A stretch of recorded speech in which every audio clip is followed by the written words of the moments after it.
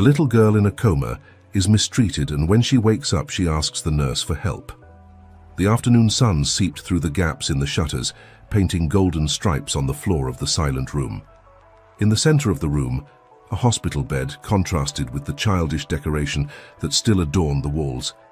Teddy bears and dolls smiled from their shelves, mute witnesses to the time that seemed to have stopped in that space. Lying on the bed, as still as a porcelain doll, was Julia. Her long brown hair spilled over the pillow, framing a pale, serene face. Her eyes, once full of life and curiosity, remained closed, as if she were in a deep sleep from which no one could wake her. It was into this scenario that Carlos entered for the first time. The young nurse, recently graduated and full of ideals, had been hired to look after Julia full-time. He stood in the doorway for a moment, absorbing the scene in front of him. The contrast between the life that should inhabit that nursery and the almost sepulchral stillness that reigned there hit him like a punch in the gut. Marcia, Julia's mother, was beside the bed, holding her daughter's inert hand. When she noticed Carlos's presence, she stood up, wiping her eyes to disguise the tears that insisted on falling. "You must be Carlos," she said, forcing a smile. "I'm Marcia, Julia's mother. Thank you for coming." Carlos nodded, taking a few steps into the room. "It's a pleasure to meet you, Mrs. Oliveira. I wish it were under better circumstances." Marcia sighed, looking back at her daughter. "I wish it were too, but we're grateful for your help. Julia. She needs constant care." Carlos approached the bed, watching the girl with professional eyes. Despite her immobility, Julia didn't seem to be in a typical vegetative state. There was something in her expression, a softness in her features that suggested deep sleep rather than an irreversible condition. "How long has she been like this?" Carlos asked, starting to examine the medical equipment around the bed. "Almost a year," Marcia replied, her voice breaking slightly. "The doctors, they can't explain it. They say it's a rare type of coma, but that she could wake up at any time or never." Carlos nodded in understanding. He had already seen similar cases during his internship at the hospital, but something about this one seemed different. There was an uneasiness inside him, a feeling that there was more to this story than first met the eye. "I understand," he said gently. "I'll do my best to look after her, Mrs. Oliveira. You can count on me." Marcia smiled gratefully. "Please call me Marcia, and thank you, Carlos. You don't know how much this means to us." Just then, heavy footsteps echoed down the corridor, and a tall, serious-looking man entered the room. His well-cut suit and rigid posture contrasted with the melancholy atmosphere in the room. "Ah, Fernando," Marcia said, her tone changing subtly. "This is Carlos, Julia's new nurse." Fernando Oliveira cast a cold glance at Carlos, extending his hand in a brief, formal greeting. "Welcome. I hope you're up to the task." Carlos felt a shiver run down his spine. There was something about the way Fernando looked at Julia, a lack of emotion that seemed out of place for a concerned father. "I'll do my best, Mr. Oliveira," Carlos replied, maintaining a professional tone. Fernando nodded, showing no emotion. "Good. Marcia, we need to talk about some company matters. Carlos, I believe you can start your work now." With that, Fernando left the room, Marcia casting one last worried glance at Julia before following him. Carlos was left alone with his patient, the silence of the room broken only by the soft beeping of the monitors. He approached the bed, taking a closer look at Julia. Despite her condition, the girl looked healthy. Her skin had a normal color and her breathing was regular and calm. "Hello, Julia," Carlos said softly, even though he knew she probably couldn't hear him. "My name is Carlos. I'm going to look after you from now on. We'll work together to bring you back, okay?" As he spoke, Carlos noticed a slight tremor in Julia's eyelids. It was so subtle that he almost thought he had imagined it, but years of training had taught him to trust his instincts. "Julia," he called, leaning closer. "Can you hear me?" There was no reply, but Carlos was sure of what he had seen. That small movement was a spark of hope, a sign that maybe, just maybe, Julia wasn't as far away as everyone thought. In the days that followed, Carlos plunged headlong into his new routine.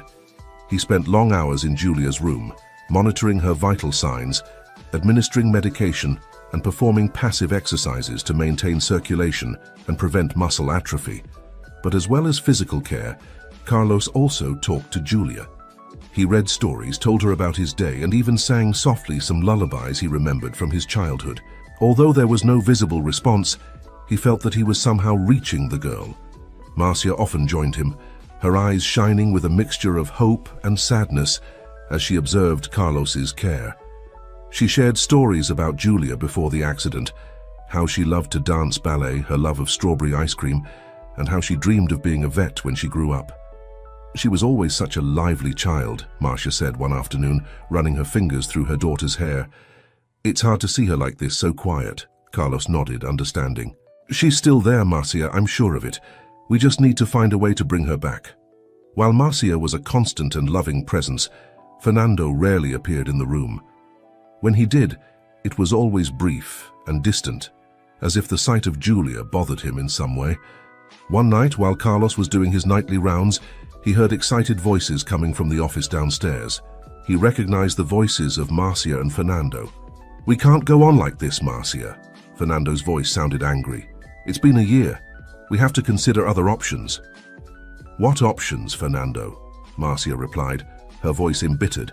"She's my daughter. I'm not giving up on her." "What about us? Our lives are on hold because of this. Maybe it's time to think about a specialized institution." "Don't even think about it," Marcia interrupted, her voice rising in volume. "Julia stays at home with me. End of discussion." Carlos walked away silently, his heart heavy with what he had heard. The tension in the family was palpable, and he couldn't help but wonder how it affected Julia, even in her current state. As the weeks passed, Carlos began to notice small inconsistencies in Julia's condition. Sometimes her heartbeat would accelerate for no apparent reason. At other times, she seemed to react to external stimuli, such as a loud noise or a sudden change in light, albeit almost imperceptibly. Intrigued, Carlos began to keep a detailed diary of these occurrences. He meticulously wrote down every reaction, no matter how small, looking for a pattern that could explain what was happening. One afternoon, while reviewing his notes, Carlos noticed something strange. Julia's reactions seemed to be more frequent and intense on days when certain medications were administered, medications that, theoretically, should have the opposite effect. Frowning, Carlos decided to investigate further. He began to pay more attention to the medications he was administering, carefully checking each bottle and ampule. It was during one of these checks that he made a shocking discovery. One of the vials, which was supposed to contain a medication for neurological control, had a slightly different smell than usual. It was a subtle difference that could easily have gone unnoticed by someone less attentive. His heart racing, Carlos put the suspicious bottle away and decided to take it to an independent laboratory for analysis. He knew he was treading on dangerous territory, but his professional conscience and his growing attachment to Julia didn't allow him to ignore his suspicions. While waiting for the results of the analysis, Carlos stepped up his vigilance. He began to spend more time in Julia's room, carefully observing every reaction, every subtle change in her state. It was during one of these vigils that something extraordinary happened. Carlos was sitting beside the bed, quietly reading one of Julia's favorite books, a story about a girl who could talk to animals. Suddenly, he noticed a movement. Julia's fingers, which normally remained still, had moved. It was an almost imperceptible but undeniable movement. "Julia?" Carlos called out, leaning over the bed. "Can you hear me?" For a moment, nothing happened. Then slowly Julia's eyelids fluttered. It was only for an instant, but Carlos saw clearly when the girl's eyes opened slightly, revealing brown irises before closing again. "My God," Carlos murmured, his heart racing. "Julia, you're there. I knew it." If you're enjoying this story, please don't forget to subscribe to the channel and leave in the comments where you're watching from. Your support is very important to us. Now, let's get back to our story. Carlos could hardly contain his excitement. He wanted to run and call Marcia immediately, but something stopped him. The inconsistencies he had noticed, the suspicious bottle, he couldn't ignore his suspicions. Deciding to proceed with caution, Carlos opted to wait for the results of the analysis before sharing his discovery. He continued to monitor Julia closely, noticing with increasing certainty that the girl was, in fact, more responsive than she appeared. 2 days later, the results of the analysis arrived. Carlos opened the envelope with trembling hands, his heart racing as he read the report. His suspicions were correct. The medicine had been adulterated, mixed with a strong sedative that wasn't on Julia's prescription. The revelation hit him like a thunderbolt. Someone was deliberately keeping Julia sedated. But who? And why? Carlos knew he had to act, but he was also aware of the risks. He was about to accuse someone of a serious crime, and the implications could be devastating for everyone involved. After a sleepless night, weighing up his options, Carlos decided that his first action should be to talk to Marcia. If there was anyone in that house he could trust, it was her. The next morning, Carlos found Marcia in the kitchen, making coffee. He noticed the deep circles under her eyes, silent testimony to the nights she had not slept. "Marcia," he began, his voice low and serious, "we need to talk. It's about Julia." Marcia froze, her coffee cup halfway to her lips. "What's wrong? Is she all right?" Carlos hesitated, choosing his words carefully. "She's stable, but I've discovered something you need to know." Over the next few minutes, Carlos explained his observations, his suspicions, and finally, the results of the analysis. As he spoke, he saw Marcia's face go through a range of emotions: shock, disbelief, anger, and finally, steely determination. "Who?" she asked, her voice trembling. "Who would do this to my daughter?" Carlos shook his head. "I don't know, Marcia. But we need to act. Julia needs proper medical help, without interference." Marcia nodded, wiping away a solitary tear. "You're right. Let's get her to the hospital right away." The events that followed seemed to happen in slow motion. Carlos and Marcia prepared Julia for transportation, explaining the situation to the emergency team that arrived within minutes. Fernando, surprisingly, was not at home that morning. At the hospital, a team of specialists took over Julia's case. Exams were carried out, medications were adjusted, and everyone waited anxiously for any sign of improvement. It was on the third night in hospital that it happened. Carlos was sitting next to Julia's bed, Marcia asleep in a nearby armchair, when he heard a soft sound, a moan, almost inaudible. Leaning over the bed, Carlos saw Julia's eyes slowly open. This time they remained open, blinking confusedly against the soft light of the room. "Julia," Carlos called softly, "can you hear me?" The girl blinked again, her eyes slowly focusing on Carlos's face. Her lips moved, forming silent words. Carlos felt his heart racing, a wave of emotion sweeping over him. "It's okay, Julia," he whispered, gently holding her hand. "You're safe now." Julia's eyes moved around the room, stopping on Marcia's sleeping figure. A tear trickled from the corner of her eye. "Mama," she murmured, her voice hoarse from disuse. The sound woke Marcia instantly. She jumped to her feet, rushing to the side of the bed. "Julia? My love?" Marcia called out, her voice laced with emotion. When their eyes met, it was as if time had stopped. Mother and daughter looked at each other, years of separation and anguish dissolving in a moment of pure connection. "Mama," Julia repeated more forcefully this time. Marcia burst into tears, carefully embracing her daughter. "Oh, my love, you've come back to me. You've come back." Carlos watched the scene with a mixture of joy and relief. After so long, so many doubts and struggles, Julia had finally woken up, but he knew that the road ahead would still be long and difficult. Over the next few days, Julia made slow but steady progress. Her speech gradually improved, and she began to regain some movement. With each small victory, Marcia's face lit up with renewed hope. Carlos remained by their side, helping with Julia's recovery and offering emotional support to Marcia. Fernando's absence was noticeable, but no one mentioned it. It was only a week after Julia woke up that Fernando finally showed up at the hospital. He entered the room hesitantly, his face a mask of contradictory emotions. Julia, who was sitting on the bed talking quietly to Marcia, paled at the sight of him. Her body tensed, and she gripped her mother's hand tightly. "Hello, Julia," Fernando said, his voice strangely restrained. "It's good to see you awake." Marcia gave her husband a hard look. "Where have you been, Fernando? Your daughter woke up a week ago." Fernando looked away, unable to face the accusation in Marcia's eyes. I needed time to think." Carlos, who was watching the scene from his chair in the corner, felt a wave of anger rise up inside him. The pieces of the puzzle were beginning to fit together in a disturbing way. "Mr. Oliveira," he said, keeping his voice calm, "I think we have a lot to talk about." Fernando looked at Carlos, a flash of fear passing through his eyes. "What are you talking about?" Carlos stood up, approaching the bed. "About Julia's medications, about how they were tampered with, about why a healthy girl was left in a coma for almost a year." The silence that followed was deafening. Marcia looked from Carlos to Fernando, understanding and horror mixing on her face. "Fernando," she whispered, "what have you done?" Fernando staggered, leaning on the wall. His face was pale, drops of sweat forming on his forehead. I didn't mean to," he stammered. "You don't understand. She's not my daughter. I didn't ask for this." Julia let out a low sob, hiding her face in Marcia's shoulder. Carlos felt his heart break for the girl who had been through so much.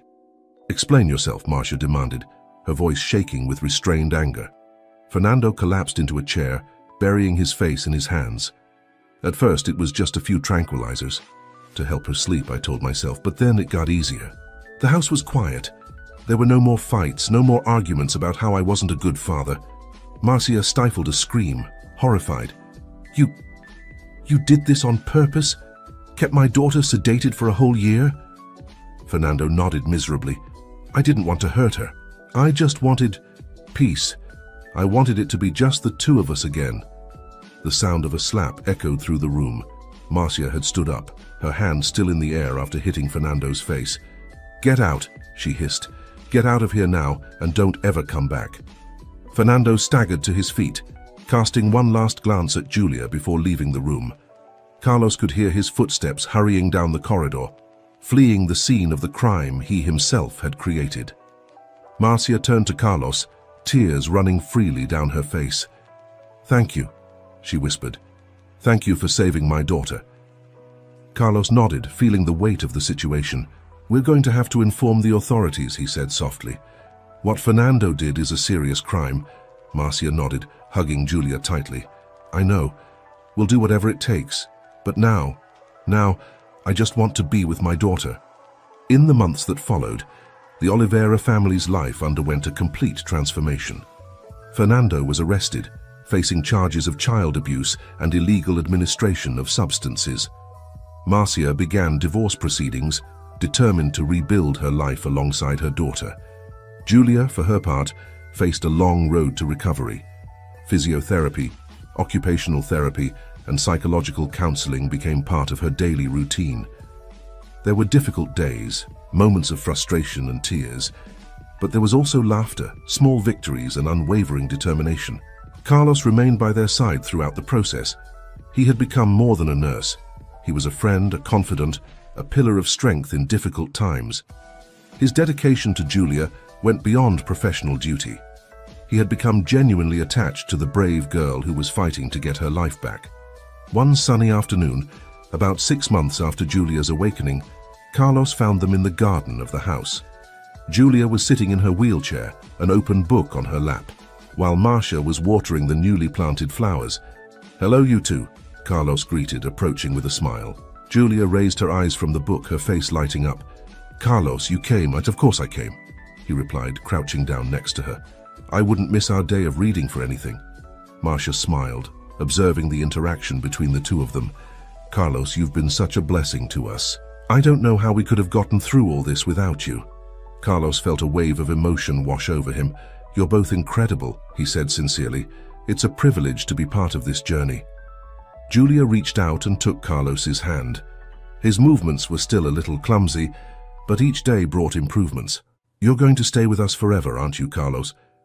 Julia's innocent question carried a weight that neither of them could ignore. Carlos looked at Marcia, seeing in her the same silent questioning. I'd love to," he replied softly. "If that's what you want."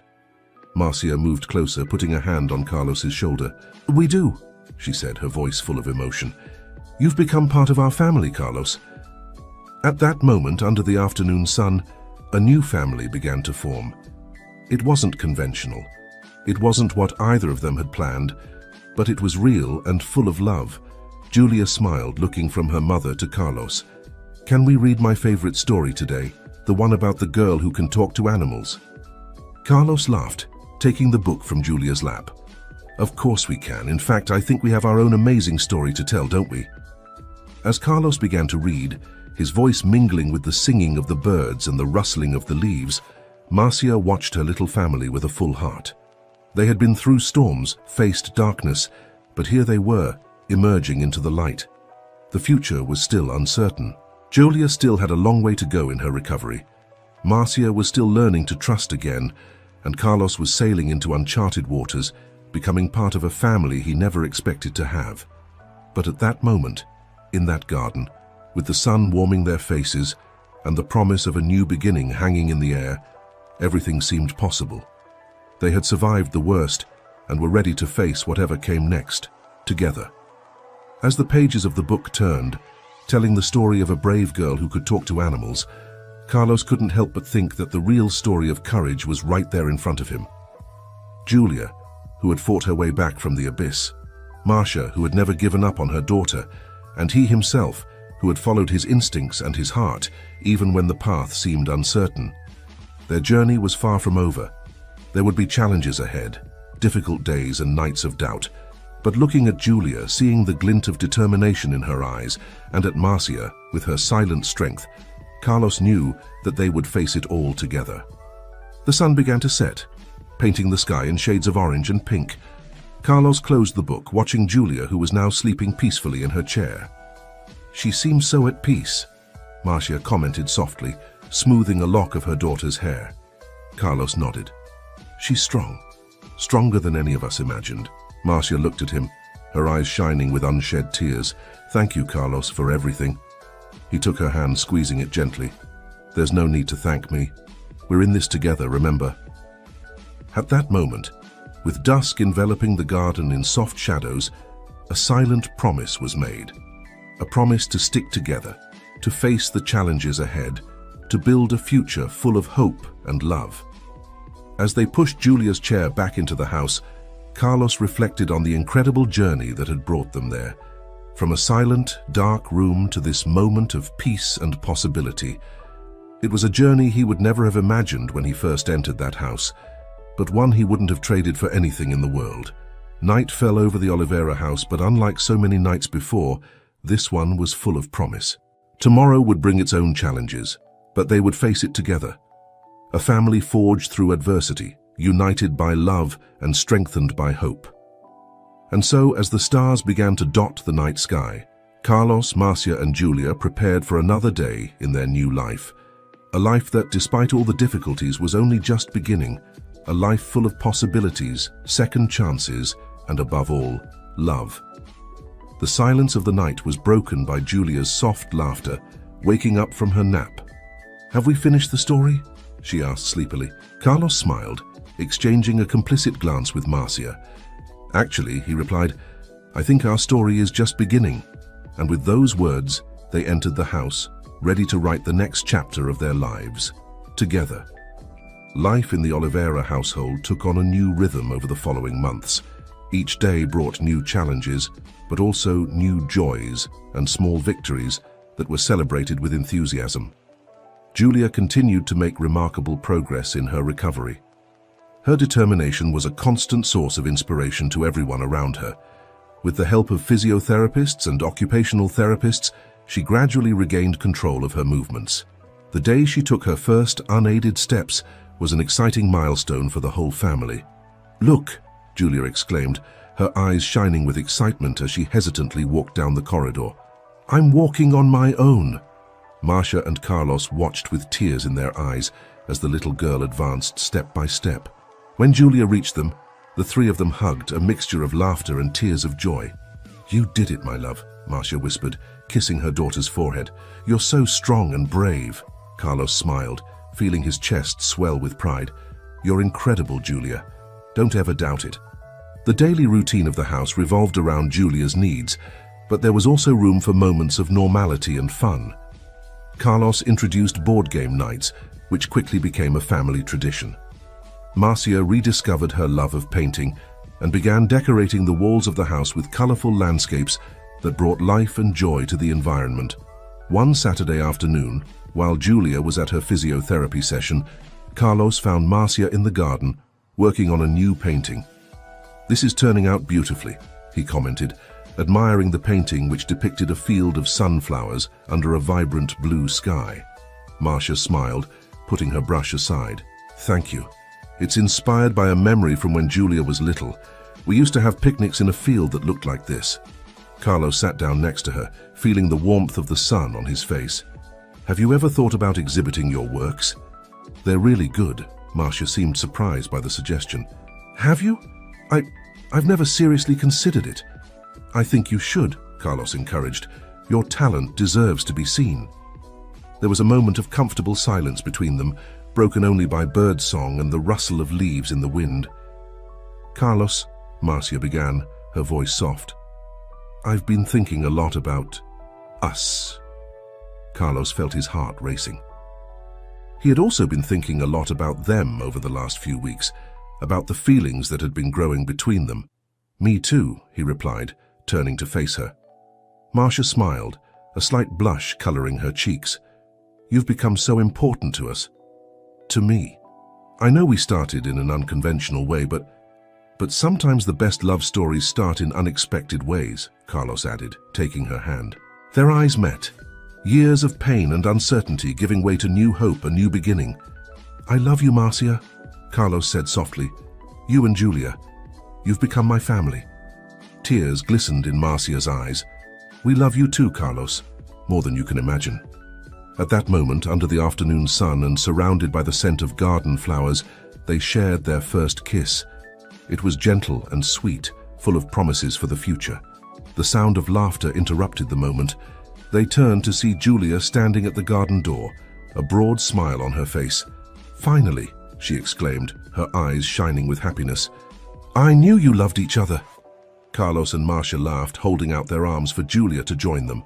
The little girl ran, still a little clumsily, but full of enthusiasm, into the family embrace. "So, does this mean we can be a real family now?" Julia asked, looking hopefully from one to the other. Marcia and Carlos exchanged a look full of love and understanding. "We're already a family, darling," Marcia replied. "But yes, now it's official." The next few days were filled with a new energy. The house, which had once been a place of sadness and secrets, now overflowed with love and laughter. Carlos had officially moved in, bringing with him not only his possessions, but also a sense of completeness for the Oliveira family. Julia blossomed with constant love and support. Her recovery continued at an impressive pace, surpassing all medical expectations. She returned to school initially part-time, but was soon attending in full, eager to make up for lost time and make new friends. Marcia, inspired by Carlos's encouragement, organized a small exhibition of her paintings at a local gallery. To her surprise and delight, several of her works were sold, and she received invitations to exhibit elsewhere. "I never imagined this would be possible," she told Carlos on the opening night of the exhibition, her eyes shining with emotion. Carlos hugged her, kissing her forehead affectionately. "You're incredible, Marcia. I always knew you had this talent inside you." Life, of course, wasn't perfect. There were difficult days, moments of doubt and fear. The trauma of what they had been through sometimes resurfaced in nightmares or moments of unexpected anxiety. But together, they faced every challenge, every obstacle, making their bond even stronger. One evening, while they were having dinner together, Julia asked a question that took Carlos and Marcia by surprise. "Are you getting married?" she asked innocently, looking from one to the other expectantly. Carlos choked on his juice while Marcia was momentarily speechless. "Well," Carlos began, regaining his composure, "that's something your mother and I would have to talk about." Marcia nodded, a soft smile on her lips. "Yes, dear. It's an important decision that needs to be thought through carefully." Julia seemed satisfied with the answer. "Well, when you decide, I want to be the maid of honor, okay?" The three of them laughed, the tension of the moment dissipating. But the seed had been planted, and both Carlos and Marcia knew it was a conversation they would have soon. A few weeks later, on a weekend trip to the field of sunflowers that had inspired Marcia's painting, Carlos surprised everyone. In the middle of the golden flowers, with the sun setting over the horizon, he knelt down in front of Marcia and Julia. "You two are the best thing that has ever happened in my life," he said, his voice choked with emotion. "Marcia, you taught me the true meaning of strength and love. And Julia, you showed me what courage and determination are. I want to spend the rest of my life with you.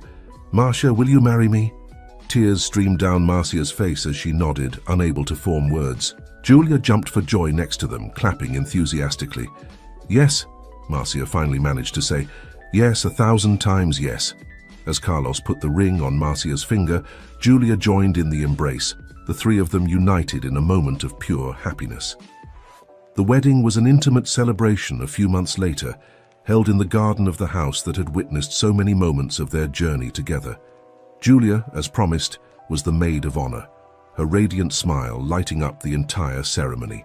When Carlos and Marcia exchanged vows, there wasn't a dry eye among the guests. Their words spoke not only of love, but of overcoming, of second chances, and of the beauty that can emerge even in the darkest moments. "You saved me," Carlos said in his vows. "You showed me that family isn't just about blood, but about choice and love." "You brought us back to life," Marcia replied. "You gave us hope when we thought all was lost." And so, under the blue sky of a new day, Carlos, Marcia, and Julia Oliveira officially began their life as a family forged through adversity, united by love, and strengthened by hope. As the guests celebrated and music filled the air, the three shared a quiet moment together. "We're really happy now, aren't we?" Julia asked, looking at her parents adoringly. Carlos and Marcia exchanged a look full of love before replying in unison, "Yes, darling, we're really happy." And so their story continued.